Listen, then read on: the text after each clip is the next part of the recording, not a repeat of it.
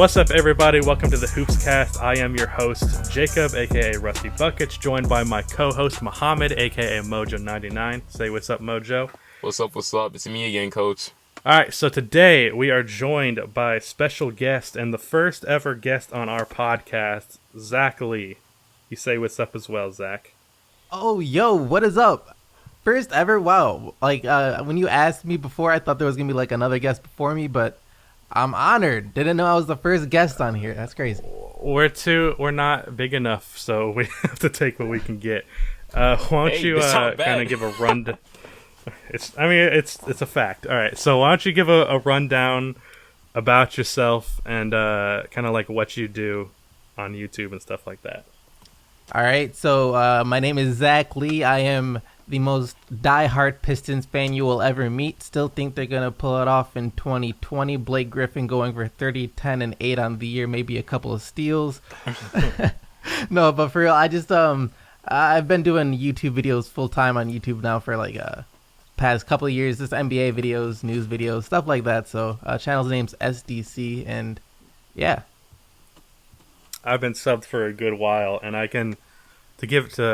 kiss some ass to start this podcast, I can say that in my interactions with other bigger NBA YouTubers in the past, Zach is easily the nicest. Gave me a shout out on the Goatmentary when he had nothing to gain from it, so I very much appreciate him for that. So thanks. When you told me how much work you had put into it, I had to. Yeah. I respect all that work you put into it. Yeah, that's what's up. Thank you. And that's no shot at any other NBA YouTubers, because most of my interactions have been positive, but except Zach is a nice guy. Except with Low. Nobody likes that guy. I get a vibe from his channel that he's kind of mean. No, if you never spoke to him, he's actually a cool guy, but it's just me and him have beef, but not really. Okay. Just a joking thing. You know what's crazy? So we're going to ask... What? Go ahead. I was going to try to kiss ass too, because, I thought it was a co-host thing, but it's okay anyways. Like I was saying, what's crazy is that back when I was in 11th grade, I told you before, Jacob, I don't know if Zach knows, but back when I was in 11th grade, one of the first consistent YouTubers, NBA YouTubers I would watch was him, and I really stuck with him mainly because of the face cams that he would do. And I felt like I low-key knew the man in real life. And I feel like it was one of my friends, And that's crazy. Yeah, him. That's crazy. Him and Korzemba, as well as the NBA Storyteller, is also kind of the reason why I started doing face cam, because I think it makes you feel more connected to the YouTuber, and having an audience with your fans connected to you is good for longevity. So that's true. Even if you're ugly, I would recommend you show your face on camera, because it still helps you.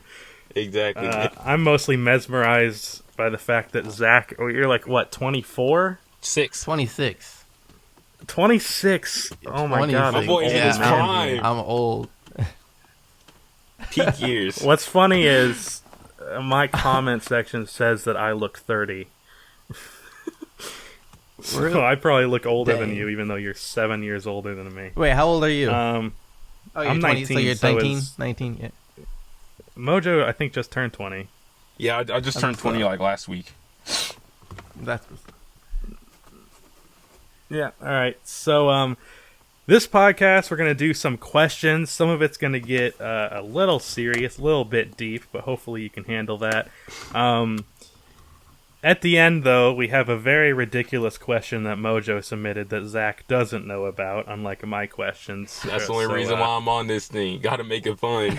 Well, we'll end with that. So I'm the one who's making everything depressing. Mojo is the happy-go-lucky sunshine guy.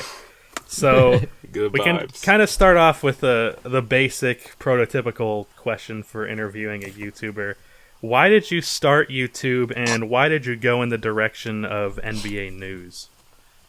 Man, all right. So when the people ask why I started, I don't know what the answer to that is. It's it's just something I just started doing because I was bored, to be honest.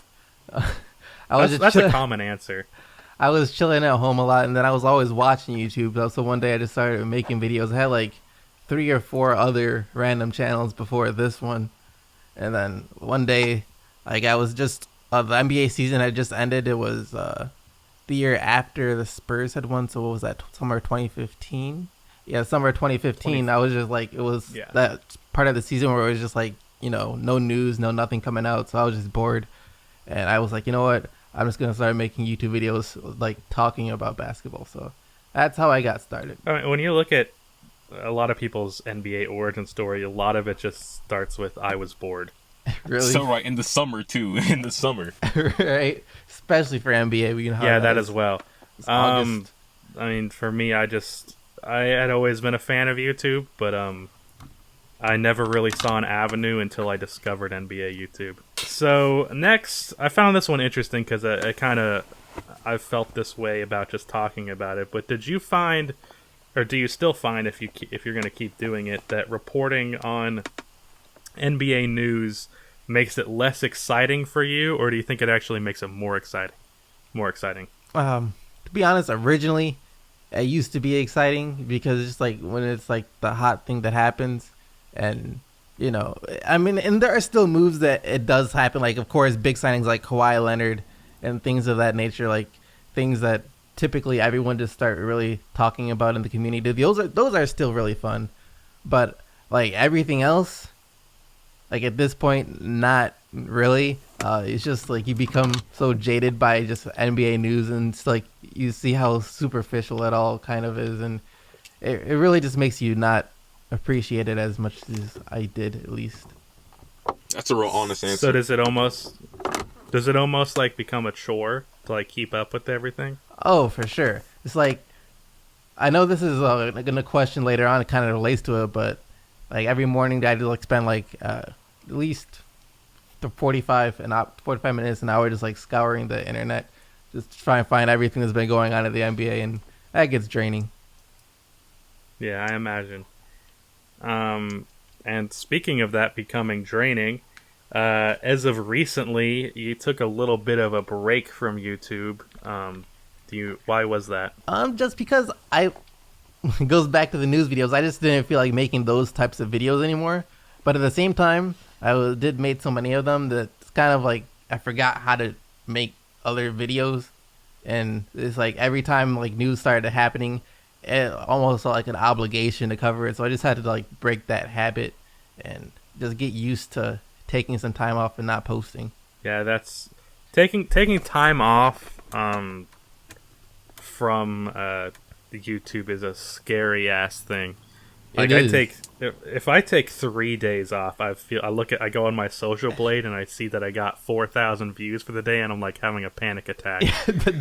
That's exactly. That's how it goes.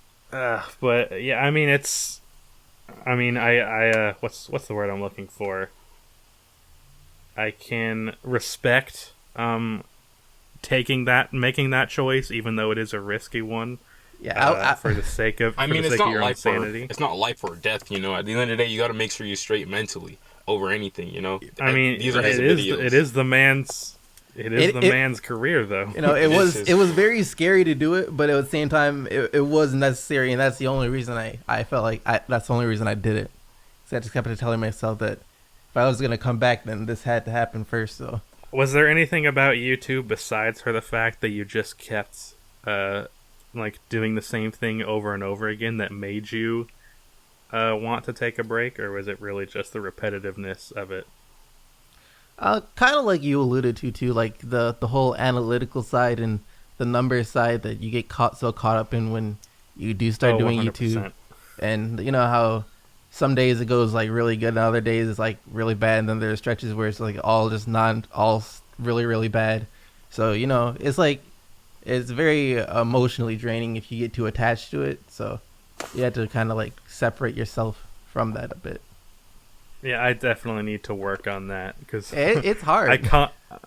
I constantly have a tab open on Social Blade just to see what my numbers are, and I've refreshed it like every couple of hours. Like it legitimately becomes an unhealthy addiction that a lot of YouTubers deal with. I mean, specifically for me, and if it's your occupation, those numbers determine if you can pay your rent or not. So it's definitely important. As of now, for me, it's not an occupation, but if you're trying to make it your job, it is also huge. Just sit there and watch the numbers, because it's easy to get caught up on Social Blade, specifically in the future projections. Because mine right now says that I'll be at 1.1 million subscribers in 5 years, and I'm like, oh yeah, I'm about to buy a fucking yacht. Oh man, Bro, it's different for me, because when I'm a very, very like impatient person when it comes to like waiting for things that I want, and, like things that I want to achieve. So I think of 5 years. When I saw this projection, I was like, man, I wanted that now. So I was like, I gotta pump out these videos. that hashtag a million a year thing kind of died, I guess. Yeah, I remember that thing. I remember that. Yeah, I mean, I can't give you shit for that. I said that I'd be at 150,000 subs by the end of this year, and I mean, hey, it could happen, but odds are not high. And I'd set a goal to be at 50,000 subscribers by the time summer started, and it's almost over, and I'm at 46.5. So, I mean, I think that's good though. I mean, even if you don't hit your goal, if you're setting goals and then you always see like progress, I mean, that's really good. That's all you can't control. I mean, I personally feel that if you're gonna make goals on YouTube, make your goal to upload more, or make your goal to improve your videos. Because in terms of gaining subscribers, there's not a whole lot that is in your hands. Whether or not the YouTube algorithm promotes your videos, if it picks you up, I've worked harder than I ever have for this entire summer, and my channel's grown well from it. But to just put a sub goal on your channel, it's not really in your hands. So for the future, for me,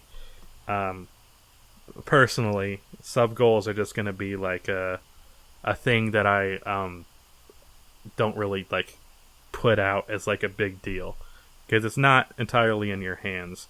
Yeah, that's a good point.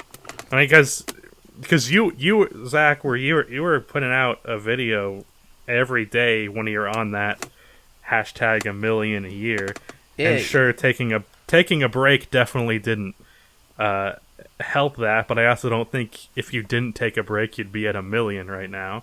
Definitely not. So, I mean, I just think those goals are, when the goal is out of your hands, I don't think it's a good idea to place too much emphasis on it. Right. Personally. Just place emphasis on making your videos better. Like, once your videos are good enough to where you should have 1 million subscribers, you'll have 1 million subscribers. I mean, if you can put out consistent quality content, as long as YouTube picks you up a couple of times, which I think it can, you'll be good, and that's what matters. Yeah, I learned that low key the hard way like a couple of months ago, like sometime in March or whatever. I would always stress over things that I couldn't control, which is like numbers and how the YouTube algorithm works. And nowadays I just be like putting 1,000% passion into my videos. I'd be injecting all that passion, injecting like all the good vibes that I have into my videos, and I just let whatever happens. That's dope. Yeah. Good. It's not entirely in your control, so I wouldn't break too much of a sweat over it, even though I do that all day. So, I imagine, I mean, it is your comment section, so I'm sure you saw it. I imagine you saw some comments asking for your return when you were taking that break, and I was personally kind of really fucking annoyed with the comments on that, because so many of them were just like, to me it seemed like they were ignoring the human behind the channel. Now there were a lot of positive comments that were like, hey Zach, I just hope you're doing good, because if you're gone on YouTube for like a week, people think you're dead. But I was annoyed by those comments that were just like rudely asking for the news and completely ignoring the person behind it. Like, how did you feel about that? Honestly, I didn't look at any comments for the first probably few weeks since I took my break. Like, before I made that Kevin Durant video, I think that was the one I dropped that was just random, I hadn't looked at like a single comment until after I made that video. So when I saw those, I mean, I see what you mean. I see where you're coming from, but I didn't even look at a lot of them, so it didn't really phase me that much. But I envy that. yeah, it's Because just I wish I could not read all my comments. Like, people give YouTubers shit for not reading comments, but if you looked at a YouTube comment section every day of your life, especially if it's personally attacking you plenty of times, Yep. you might not be as inclined to read comments, because there are a lot of assholes in this world. What particularly annoys me is dudes who claim to be fans of yours, and then you say something that they don't agree with, and then suddenly they're like, all fuck you about it. That's really annoying to me. But we kind of touched on this a little bit, but did you feel any kind of mental health decline, just in general, not just with just how you felt about NBA news? Did you feel like a mental health decline with the constant grind of the channel, particularly like that concept of burnout? yeah, it's kind of hard to like describe the whole mental health thing. It's not like I've ever seen anyone that had anything diagnosed, but I definitely did feel like more like anxiety just about the channel in general, and like the feeling of if you don't make a video today, that could be it. You can no longer pay your rent. So Yeah. in that aspect, yeah, and then also in the fact that I guess when you do start to see a bunch of those negative comments, when you are reading the comments every day, all of that stuff, it does start to weigh on you. You might tell yourself that it doesn't like affect you, but like deep down, some of the ones that you see that you like maybe you've been questioning about yourself for a while now, you see that yeah. one, and then it's like Those are the comments that hit hard. yeah, and then like you might tell yourself it doesn't affect you, but you like catch yourself thinking about it from time to time, and it's like dang. So those do definitely affect you, and then it does take a toll on your mental health. Yeah, I mean, if someone comments some shit about me that's just straight up wrong, like they just make some shit up about my video that's like I didn't say, and they're just shitting on me, I don't really care. Yeah. But when you get a comment that is like attacking something you are literally insecure about with your videos, that's when it hurts. Right. Because they go for something when you're like, this guy's a dick, but he's kind of right. That's what hurts. But at the same time, for me, just like I gotta, whenever I really see comments like that, I don't think on my channel I don't see comments like that too often. It's kind of rare when it happens, but when I do see them, I'm just like, damn, like I wonder what this person is going through. I wonder what he looks like, what he's doing, like what did I do to him to make him like say all this bad shit, Right. Well, So you're a try to, nicer person than me, Mojo. you try to like see it from their Because side. anytime I get a comment, I'm like, fuck that dude. Now for me, I'm not trying to sympathize with nobody. for me, I just hit him with a Hall of Fame block. I don't even waste my time replying back. I just hit him Oh, with that yeah. Wait, hit on what the Hall of Fame what? block. Like the Hall of Fame 2016 Oh, LeBron Hall of Fame James block. type I thought you said yeah. Hall of Fame like vlog or something. I was like, what? Oh, no. Like 2016 LeBron Yeah. James Hall of Fame block. They can never reply again on my comment section in their life. One of my favorite things to do, just because, like, again, fuck these people, is I like to reply to a hate comment telling them why they're wrong and why they're dumb, and then I delete their comment so they can't reply to me. Wow. Wow. so they get a notification of my reply, and then they can't reply back. Petty. So I'm literally forcing the last word. Automatic W. You making sure that you can't lose in that situation. Bro, you had to hit him with the block too. You got to mojo him. Yeah. I don't know. I have a policy with my channel where you're 100% allowed to disagree with me. I mean, that's fine. I hope people disagree with me. I like getting different perspectives on things. Mm-hmm. I think Right. that's healthy. But if you're going to be an asshole about it, you're getting blocked. Like, I mean, if I say, like, LeBron James is not the best player ever, and then some guy goes, "Oh, you fucking moron. Here's a million reasons why LeBron is better." And he could list a million perfect explanations for LeBron being better, but because he started with, "Hey, you fucking idiot," he's getting blocked. I don't care. Just don't be an asshole. You can disagree without being an asshole. It's not a big deal. It's not hard to pull off.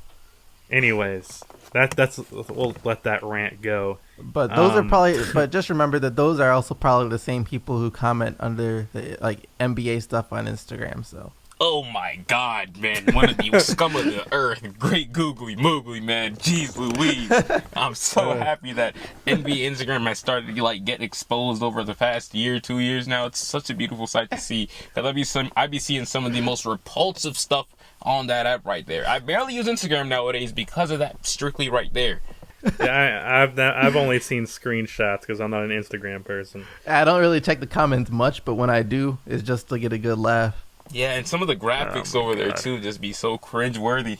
People are employing the fucking Skip Bayless plan where they just say the most outrageous shit possible. Actually, I didn't have this as a question in here, but I made a whole video tackling this subject. How do you feel about the traditional NBA media? And how do you think it kind of compares and contrasts versus like your kind of channel and like our channels, like NBA YouTube in general? How do you think those two clash and contrast? So are you talking about like Stephen A. Smith and Skip Bayless, like that type of media? Yeah, basically like the whole thing. All right, those are good entertainment. I don't think the people on those shows necessarily believe everything that they say. They're probably saying it because they have to. First Get things views and get first, people to first keep take, watching. undisputed, stuff The only like way that. to do that is by saying controversial things, because the people are just saying stuff that everyone already knows. That's like, if they're just like being realistic about the lists and including Golden State Warriors in like the top 10 best teams of the NBA, like ESPN should have done when they released that list, then no one would really be talking about it because it's so generic. But if something like controversial happens and they say something ridiculous, that gets people talking. It gets them more views. So I think it's all good entertainment. But it's like, yeah, it's all good entertainment. I mean, I feel like And that's what you're supposed to be doing with that type of stuff. I personally can't do that. I just get mad. I mean, I feel like those shows are pretty much for strictly casuals, and the reason why I feel that way is because most of the shit everything they say is either like, yeah, no duh, or they say something extremely controversial for the sake of clicks. Now, Right. The thing with that is that you can get clicks without saying something just monumentally stupid. Like, you but can what make about what gets the most. you can make a. It's funny though sometimes. My biggest issue with it is that it's lazy. I understand the jokes about it, but and like the memes and seeing Ryan Hollins be a dumbass is hilarious. Yeah. But he's been getting jumped. It's fucking hilarious. That's what I'm talking about right there. But what annoys me about it is it's lazy, because you can get attention by making a great basketball point, contributing something actually valuable to a conversation. True. Because I've known in personal experience that just like make a video on an interesting topic. I don't know about you guys, but personally I have never said anything on my channel that I, at least at the time of making the video, did not believe in. Right. 100%. So that's my biggest issue with that side of it. But anyways, you recently made a fantastic video on Kevin Durant called "The Price of Being Human." It's personally easily my favorite video that you've put out. And this came out after some of your time away from the channel. Did that project have anything to do with some of the grindiness of YouTube and how you were feeling at the time? Because I could see some parallels in the situation you were in, mainly kind of like what it's like to have a presence and a following. And as I said, the video was great. Wait, shit. These are two different questions. Wait, what? But I was like, is there... yeah. Damn, shut up, all right? I was like, this is there... why your name is Dingus on my contact name. I was like, was there a parallel that you like almost felt kind of connected or sorry for Kevin Durant that led to that video being made? Yeah. He had a book come out recently, and over my break, I decided that I was going to read it. And as I was reading it and like learning a little more about him, because it made me like want to do some more research online and go back and watch some of his old interviews and documentaries and stuff. I could for sure see, like, I could at least understand what it was that he was going through and what it was that he was trying to do or was doing and why everyone was viewing him so differently now. So I could, yeah, there was some sympathy in there, and I just wanted to portray him in a different light because he's not nearly as bad of a person as people think he is. Yeah, I'm actually dropping a video right after we finish recording this about a lot of the focus is on Kevin Durant and how social media, I think, has impacted a player movement. And part of that is, I think that, I mean, if you're someone like Kevin Durant, you are dealing with constant bashing online. And I think shit like that leads to players making drastic decisions for their careers. But, yeah, I mean, that was one of the first pieces of content that I've really seen where Kevin Durant was cast in a positive light. And I thought it was a great video. Thank you. It was one of my favorites to make, too, so... I'm still the king of documentaries on YouTube, right, of course. Well, you're a close second place. As I said, that video was great. Do you see yourself making more videos like that in the future? 100%. I'm actually doing research on Kobe Bryant right now, so that's the next one I'm going to do. I'm not quite sure what the overall theme of the video is going to be just yet, since I'm probably only halfway through, but yeah, the Kobe one should be dropping sometime in the future. Yeah. I mean, if you make a video on Kobe, I'm going to drop a like. Oh, yeah, it's your favorite player of all time. Kobe related is getting a like from me, unless it's negative. Sure. I'm working on one right now for Giannis after his MVP award, because his journey in the NBA, I think, is probably the biggest zero to hero in NBA history. I don't think I've seen any player as bad as he was coming into the league become as good as he is. I remember, like, back before, what was it, at the end of his first year in the league, when the Bucks, well, I think it was like the year of their first year of the league, when the Bucks were trading away, like, Brandon Jennings and Monte Ellis after they lost to Cleveland or whatever, and, like, the reporters were basically talking about how like, the best thing about the Bucks now would be to watch, like, this kid named Giannis Antetokounmpo, who at the time was, like, virtually unheard of, but he had all this potential, and they were like, just, it's gonna be about watching him and seeing if he can become anything or not. And it's crazy that just doesn't seem like that long ago, and now Giannis is one of the most dominant in the league. Yeah, what's funny to me is I remember thinking, oh wow, Giannis is gonna make a great second option to Jabari Parker. Whoa, did you say that in video? No, but that's how people felt. Thank the Lord. No, seriously. When the Bucks drafted Jabari Parker, they thought he was going to be their franchise player. True.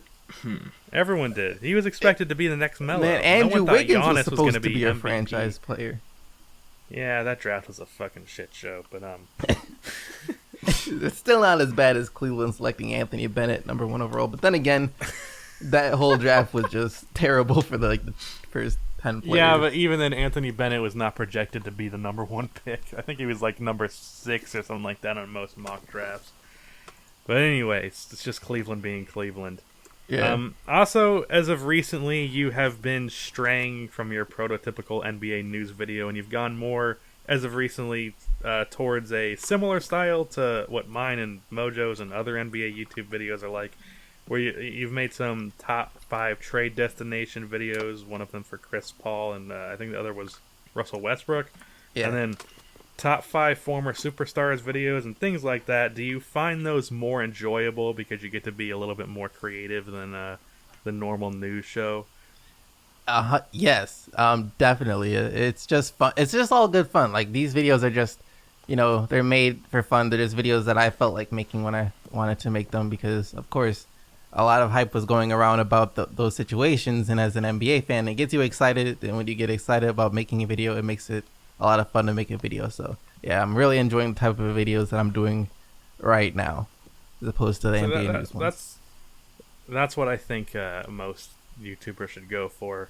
In terms of longevity, even if maybe you can make a little bit more money at the moment, making something that people want more than what you want, you might be able to do that and succeed in the short term. But in the long term, if you do what you want to do, you'll find success, and you'll find it in a way that you enjoy more. Because, I mean, I've had this philosophy with work in the past. I had a job for 3 weeks that I quit because I could just do YouTube.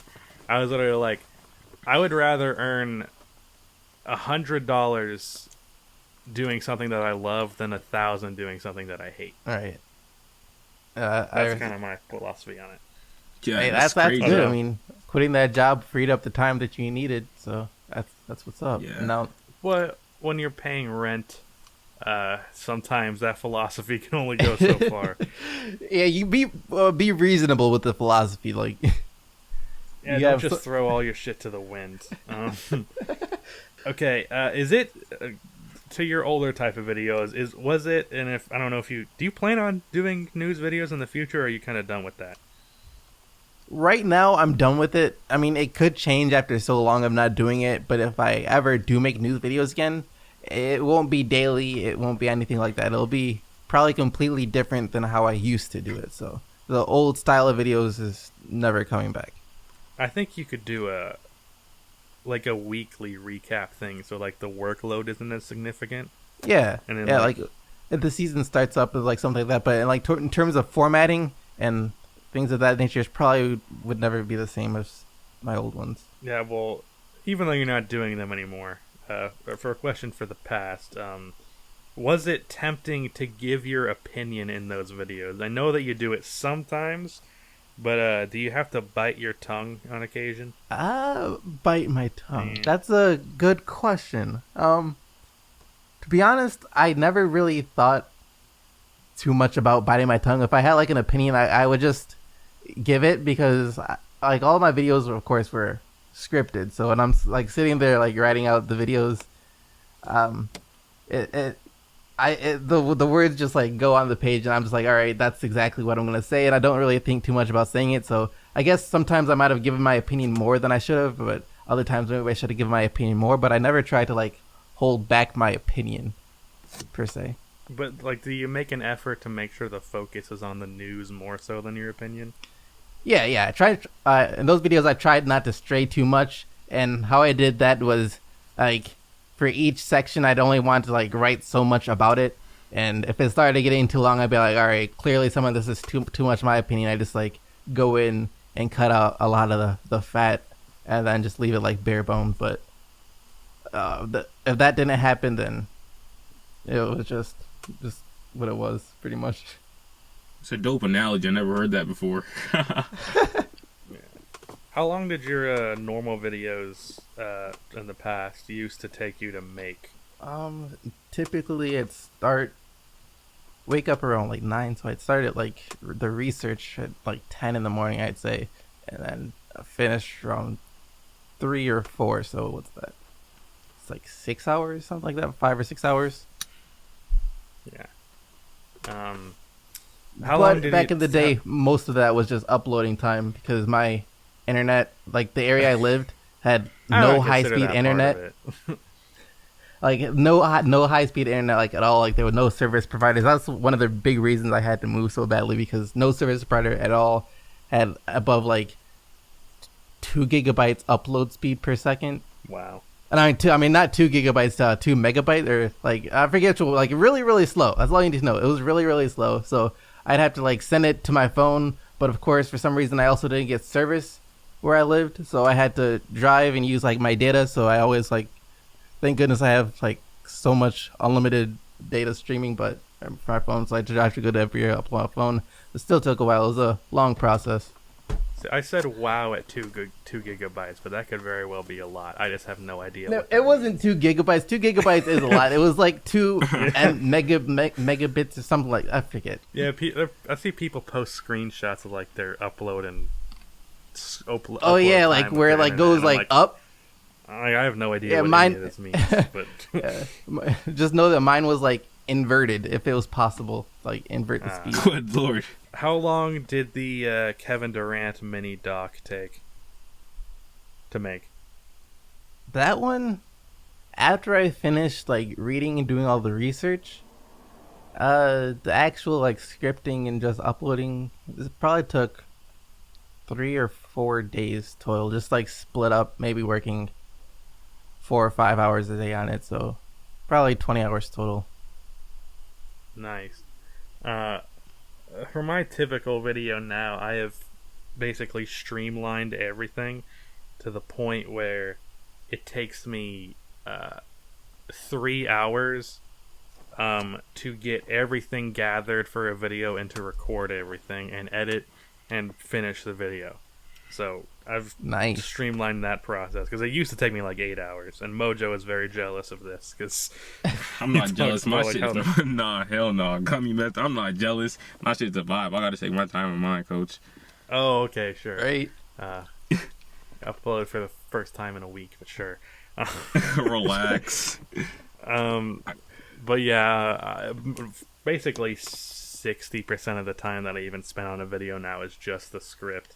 Everything else I have down packed to where I can, like, the actual, like, after I have the main, like, face cam video, like, edited down to just all the essential clips and none of the extra shit, I can get a video edited in an hour. So that's fun. That's nice. It used to take me so damn long, and it used to kill me. But so my next question was, because we kind of hinted at it a little bit, but if you don't mind me asking, because people have this is touchy for some people. How do you manage your finances as a YouTuber? I'm mostly asking myself that because money burns a hole in my pocket quick. I've made $20,000 on my YouTube channel, and I have $10 in my bank account right now. And I don't even have nice shit. I don't even have nice things. I don't know what I'm spending my money on. Bro, I'm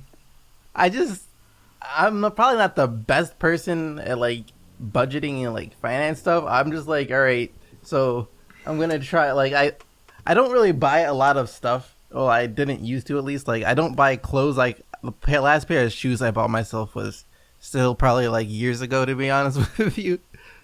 Because like the shoes I get, like I might get like a pair of shoes for my birthday or from my brother. Like, he just gave me a new pair of shoes, but I don't really buy shoes like that. Maybe I'll buy like a pair of shoes once a year, so once every year and a half, something like that. But and then the last 2 pairs of shoes that I've bought are over $300 combined. $300? Wow. So you're like my brother and my cousin. They're like that too. Or like, I bought $150 PG 3s for my basketball shoes, and then I spent $180 on my black leather Jordan. Yeah, you got ripped off for those, I feel like. That's crazy. Yeah, especially because you can barely even tell that they're Jordans. Where'd you buy them from? Like, you like, where'd you get them from? It was that thing that Kyle Kuzma's sponsored by, that fucking GOAT website. Oh, okay. GOAT website? I feel that. I bought a pair of shoes from there a couple, like, in April.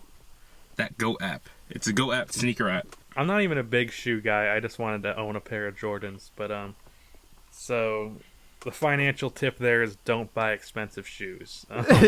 How are you like saving your money? Typically, well, after setting aside the taxes, which is the most painful part. Yeah, that's what I was about to ask you about. That's like so basically taxes with YouTube is a bitch. Yeah, I just have like another account that like when I get paid, I just set aside like 30ish something percent that you need to give to your taxes. Yeah. So I just like take that out of my account so I don't like accidentally spend it, type of thing. But other than that, I just have like a savings and a checking, and I try not, like, after I put some of my savings, I just try not to take any out. That's I'm really bad with that. That's sometimes I fail, sometimes I fail, but I try my best not to. Last year, when I was buying my first car, I completely forgot that the $2,000 in my savings account was tax money, so I spent all of it on a down payment. And then spent the entire year trying to make up with it with my paychecks. So I ended up taking about half of my paychecks away for taxes for the rest of the year. That was rough. I can imagine. A cheaper car payment is nice, but it wasn't worth it. I would have happily paid $6 extra a month. Man, Russ, you got a lot of questions. Yeah, I do. It's an interview. That's kind of the point, Mojo. No, but damn, I didn't know you had questions like these. Like, I don't even think I'm gonna be able to get mine out before he leaves. No, we got time. There's like a few more, and there's a couple of short ones left. Sheesh. All right. Yeah. So, away from personal and YouTube stuff, I was curious how you actually became an NBA fan. It was the 03-04 playoffs. It was Pistons versus Bucks in the first round. Wow, you came in at a perfect time. Right? That's what I said. I just walked into the living room. It was on the TV, and I just started watching. And then the next, after like a day or so, when it was on again, I thought it was a rerun, so I kept watching it again. I was like, "Oh, is Wow. this?" I think Zach Lee, the only bandwagon Pistons fan on the planet. Yeah, I'm a OG bandwagon fan. Came in right when it was perfect. The 2004 playoffs, that's when I became a fan. So that's how, I don't know, what's the word? It's like a temptress is what I'm thinking of. That's what the Pistons were. You got that championship early and you were like, oh, this is going to be fun. Right? It spoiled me. I was devastated in 05 when the Spurs lost. I just went to my room and started bawling my eyes out when the Spurs won. Oh, my God. I remember when I used to be big into football, college football. Alabama, my team, lost to Auburn, and I went in my room and cried. How old are you? It's a scarring night the first time you cry over your team. How old were you during that time? That was when Cam Newton beat them, so I think I was like 12? 2010, Yeah, 2011, so yeah, like 10 or 11. I don't know. Yeah, I was like 10 or 11 I mean, with the 4 or 5, so yeah. If my team lost in the finals, I probably would cry right now. I'm not gonna lie. Right? Especially if That it's would like hurt. if it's like a close 7-game series. Yeah. That's the worst. That's why it's like... Never mind, Okay. you go ahead, next question. No, you can go, Mojo. I was going to add on to what you just said about how you would cry if the Bulls lost in the finals. I was going to mention that. That's why being a fan of rebuilding teams with like good front office with a good front office with the good front office with a good mind, it's like way less stressful than being a Pistons fan or Oklahoma City Thunder fan at the time. Yeah. It sucks. It sucks, look. Yeah, so basically just accept mediocrity into your life and you'll be Exactly. It's like the video the video I'm about to release tomorrow. I start talking, I talk about Josh Smith in there, and then of course the topic of him being on the Pistons comes up, and like you don't know what it's like to watch your team, because back then we signed him to a 4-year, $54 million deal, and that was almost a max contract in 2013. I was heartbroken at that time. And and then it's like when your team makes a move like that, and then everyone's hyped, and like people were projecting them to make the playoffs, and then they turn around and win 29 games. That's Dude, I am terrified for the day when the Bulls draft a bust, because they haven't done that in my time as a fan, and I'm a little afraid that if Kobe White turns out that way, I don't think he will, but that would just be such a hard thing to accept. I mean, Your team drafting someone and they suck. it could be worse. you It win could all be year. worse. At least you already have some young talent. It's not all bad. But if it was like if that was your first draft pick and you were just started rebuilding and he turned out to be a bust, that would be pretty bad. It could be worse. You could be a Suns fan. Or right. Yikes. Who is the greatest player of all time in your opinion, and why? Tracy McGrady. Smart Okay, man. calm down. Smart man. No. No. I guess that answers my next question. Who is your favorite player of all time? But the greatest is still MJ for me, even though I guess the most Yes. impactful player has been LeBron. But in terms of like what they've accomplished in the league, it's still MJ. But Shut up. Let him finish his sentence, Yeah. Ricky. Mojo. I mean, is just on no the other LeBron players train. accomplished as much as Michael Jordan, unless you look at Bill Russell. But No one that talks about doesn't him. count. Yeah. I mean, it's a mix of the accomplishment of championships as well as individual awards. I don't think of course. anyone has both the versatility and the high numbers of achievements that MJ does. But It's like he wasn't bad at anything on the basketball court. Like, but can we all agree that it's between MJ and LeBron? Yeah. Yeah, for sure. Thank you. I appreciate Anyone else saying anything else is just ridiculous. I'm sorry. Thank you. I appreciate that. I'm glad we got that settled. So clearly your favorite player of all time is Tracy McGrady. I think I remember you saying that before.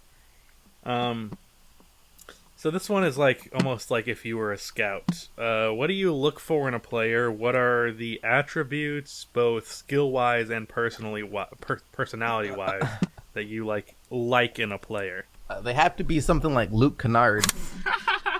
The greatest player of all time, according to you. No, but seriously, like, to be honest with you, even though he hasn't developed into the player he's going to be at, Luke Kennard is a player I look at that has a lot of the qualities that I'm looking for in a player on the basketball court. But basically, you just have to have a good basketball IQ. You have to be able to know to make the right pass. You have to be able to shoot, and you have to have like more of a reserved personality type of thing. I'm not looking for, no offense, but I'm not looking for like the player with the Russell Westbrook type personality. Not with all the rah-rah. Because more often than not, those players don't win championships. You're not a big fan of Josh Jackson and is getting his child high?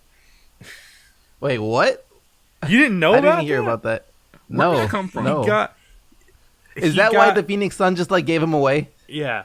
That and getting kicked out of a bunch of clubs. I remember he ran away from the cops. I never heard of him getting no kid high. I don't know. What Josh Jackson? Wait, he ran away from the cops? Yeah. Wait, I don't know. Okay, Josh Jackson's fucking insane. On? But Josh Jackson allegedly smoked weed in his house with his baby right next to him and got his baby high. Smoked this kid out. Oh my god, he was hotboxing his kid. What the fuck? Yeah, exactly. Okay. Okay. So man. you don't like Josh Jackson types, basically. Yeah, no, that's probably not the player I look for in the draft. So I guess I would be a bad GM for the Phoenix Suns. No, it's impossible to be a bad GM for the Phoenix Suns. Anything would be better than what they have now. Anything's an improvement, fucking James. But this Jones. is what they want. This is part of their master plan somehow. Okay. So you made a joke about it earlier, but how do you feel about the Pistons this year? It's just another year of waiting. Are you like that? Excited to see the progression of Luke Kennard.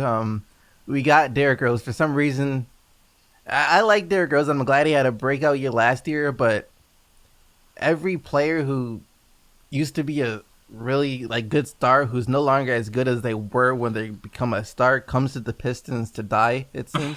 Whether it be Tracy McGrady, Gordon. Allen Iverson, Chris Webber, Ben Gordon. Like, you name them, Ben Gordon. Dang, that's crazy. I never He really just noticed. Gordon was about died. to be He the gave next- up when he...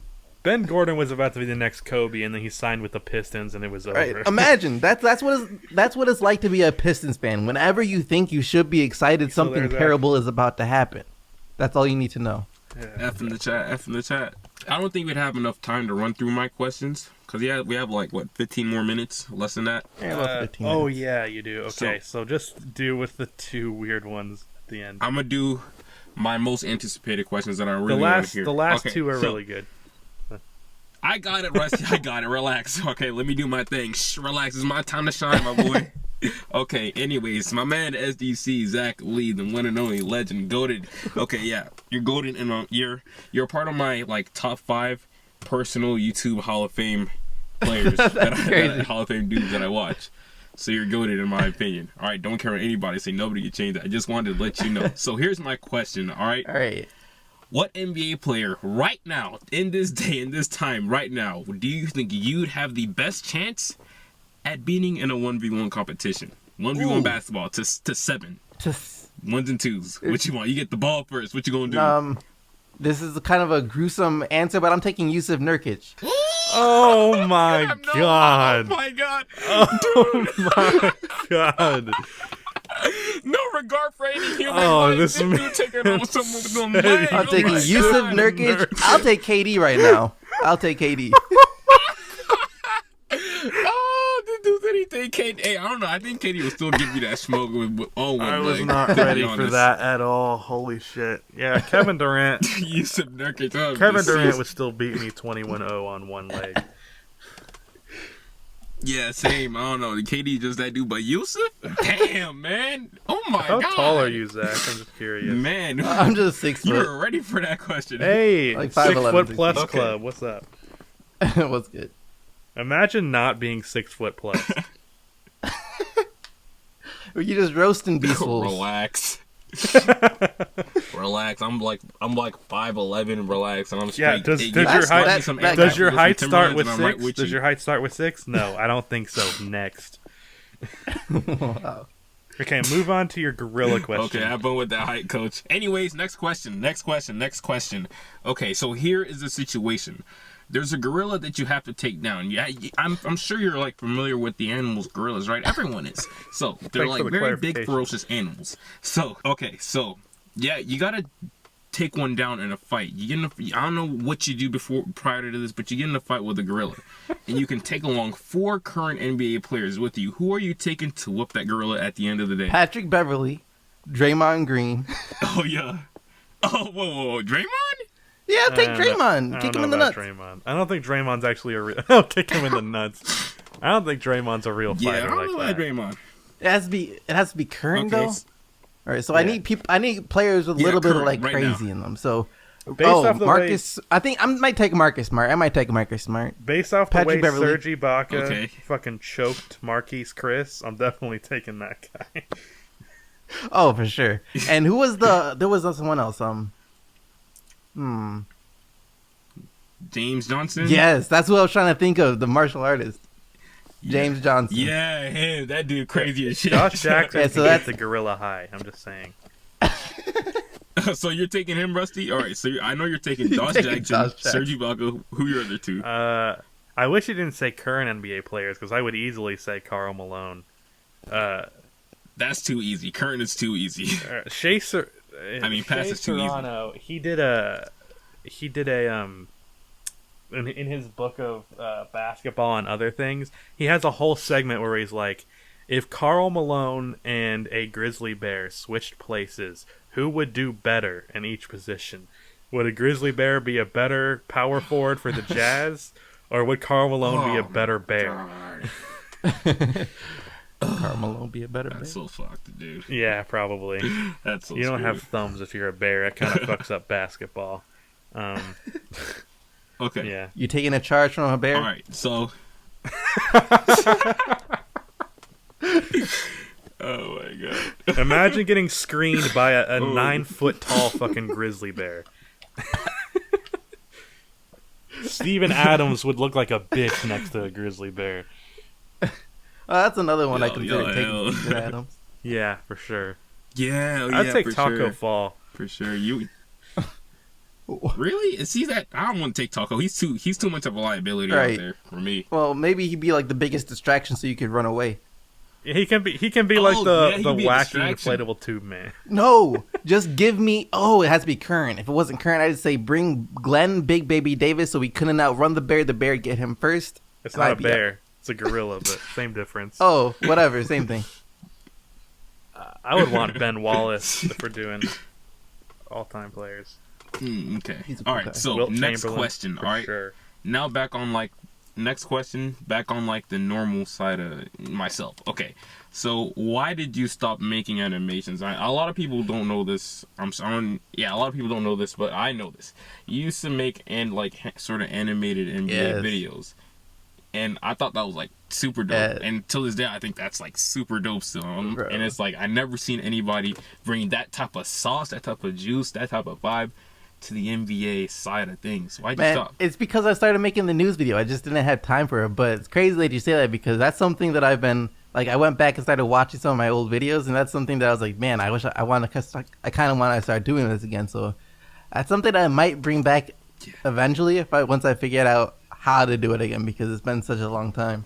It probably took a long Once ass if you time. can do that, that'd be so lit. You'd switch things up. Yeah, You'd that's switch something things that up I completely. definitely All right. probably want to do again. How long did it take to make those animations? Bro. I'm not an animation type of dude. I just watch It took and enjoy forever. Was it like took like Each video you'd had to like any free minute I got that like wasn't at work or school or just doing anything. I just was like just drawing like these frames and stuff like that. So it took a really long time, but it was fun to do. It's time consuming. I've thought about incorporating it in the past, but it just seems like way too much work. It is. It's very time consuming. So if I do make those, it will probably be like on a very rare occasion type of thing. Here, I'm gonna steal a question from Mojo real quick, and then Mojo end with your last one. Who is one of your who are your favorite like YouTubers, like NBA YouTubers, and just YouTubers in general, I guess? Favorite NBA YouTubers and YouTubers in general. I don't really dislike anyone in the NBA side of the community. Mike was cool. I have a beef with one of them, but we won't talk about that. Oh, you want to talk about that? Why'd you mention that? That's the next question. Why don't you like Mike? He's my co-host. Oh no! I don't have a problem with Mike. Oh, is it Jimmy? Huh? No, I don't have. You have a problem? I'm not. Don't just say all the names. I have beef with somebody, but we ain't gotta talk about it. You mentioned it for a reason. We won't talk about it off the podcast. Sure. Okay. I won't be at this. But yeah, of course you gotta mention B Soul's Legend of Winning, Dom 2K. Those are the guys that I probably talk to the most. Nick Smith's pretty cool. I started talking to him pretty recently. He's a really cool guy to talk to. And then it's I like a lot of the videos in the NBA community. I watch everybody. I'm subscribed to YouTube, so I watch all of you guys. But outside of the NBA community, I don't have a favorite because I'm weird with what I watch on YouTube. I go through like phases where sometimes I'm really into like stuff like technology. Other times I'm like into like anime stuff. Other times it's what else? Of course the NBA is in there. And other times it's just like random stuff like skateboarding videos or animation videos. So I watched so many YouTubers that it's hard to find one that are like my de facto favorites. That's crazy. Like I remember, man, I'm such a throwback, but I remember like years ago, 2-3 years ago, I don't know. Like on your Instagram, you'd like there was this Instagram clip that you posted of you unboxing this new camera lens, and now that you mentioned like you watch a lot of like tech videos once in a while or whatever, I could totally see you being like an unboxing type of dude or a tech type of dude, I could see that. That's like in another alternate universe where I did tech videos instead of YouTube videos. Yeah. Instead of NBA videos. Exactly. That's a good question. If you didn't do NBA YouTube, what kind of YouTube would you do, or would you like to do? I'd probably be some type of tech YouTuber if I didn't do NBA YouTuber. I like playing with like the newest phones and stuff like that. So yeah, I was never. I never really was into the commentary community until recently, and ever since like discovering it, like specifically Cody Co. I don't know if you know who that is. Ever since discovering his channel, I've wanted to start becoming a commentary channel, but I kind of have already leaned into this whole basketball thing. Hey, well, once you get it like streamlined enough, like you already said, you're like at 3 hours for like all the editing and stuff. Yeah. Yeah, you can have more time open up. Maybe you have a second channel. Yeah, that's not a bad idea in the future. So, Mojo, you can ask your last question, and we can wrap this up. Finish up. Okay, I want to squeeze in 2 more questions. One of them, the first one you could run past by. The second one, we need a thorough sort of. It's a kind of a troll question, but we need an answer for it. So the first question that you can run past by: where do you see yourself in 5 years, life-wise and like YouTube-wise? If you're 5 years. This man's gonna be almost 30. God, I cannot. Yeah, I'll be 31 in 5. Where do I see myself when I'm 31 years old? I'm really bad at math. Oh my god, I said almost. You're good. But as far as YouTube wise, hopefully I want to do something eventually where I'm able to connect with the players a bit more. Like like not the typical like interview type like how do you feel about the season going, like boring stuff like that, where they'll just give like generic PR responses, but like something people more. Who interview people are boring. Yeah. I want to do something like just with the players. Like hopefully in like 5 years I'll be able to. I don't know if you start doing something like that. Joke about myself. No. You just kind of agreed with it, like. No, I didn't know that was a comment about yourself, because this has been a much different interview than. Like, of course, you know what I mean. Like, I don't want to talk to the players about the season, the stuff that every other interviewer talks to the players about. Yeah, I feel you. Okay, so like if there's like one player on your team who's like one player on the Pistons that you could find yourself like vibing with really like easily. Luke like Kennard, obviously. It's Luke? Is it?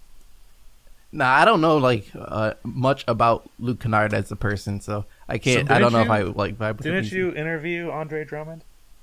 Yeah, I interviewed ask me Andre questions. Drummond, and that's one player definitely on the Pistons who I like to sit down and actually talk to, because he seems like a very interesting person based on his social media and stuff, like all the different type of things that he's into. Of course, he does his rap videos and stuff like that, Oh my and he God. also plays games. And I don't know, he seems like a really cool person. I like to He used to Like have talk- really hairy shoulders.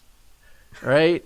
I don't know. I don't know what was going on with that. That man is but part I guess he got gorilla, man. it checked.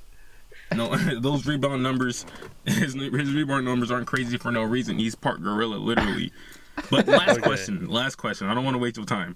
All right, so if you could take one NBA player's, whoa. Okay, before I go on, you have a girlfriend, right? Yeah. Okay, she's not Let's supposed to pretend listen she to this, doesn't alright? exist. All right. If anybody listen to this podcast, snitches, you're a bitch. Okay, so if you could take one NBA player's wife out on a date, Wife. who would it be? Man. Need names. I know I'm talking about Ayesha Curry's of the world, Mrs. LeBron. Wait, let me do some research real quick. I got my answer ready. I'm gonna claim my date right now. Wait, People shoot. clown on Ayesha Curry, but I am taking that 10 times out of 10. Yeah, she's beautiful. She's gorgeous. But I'm taking Paul George's wife. That's my second favorite Really? player in the league. I'm taking his wife for sure. Ooh. Wait, do they have to be in the league still? No. Okay, no, they don't. I'm gonna let you be flexible. Taking Kobe's. Oh, dang. Okay, Kobe's? Is she like that, really? Ah. Okay, that's interesting. I kind of forgot what his wife looked like. Vanessa, But okay. that's what her name I is. I was just doing some quick wait, hold on, let me wait, wait, hold on. Ah, Hold on, I might be retracting that. Oh, dude, look at Paul George's wife, man. Paul George's wife she's the greatest. She's the greatest player in the league, in my opinion. wait, let me I'm not. Wait, I didn't know he even was married.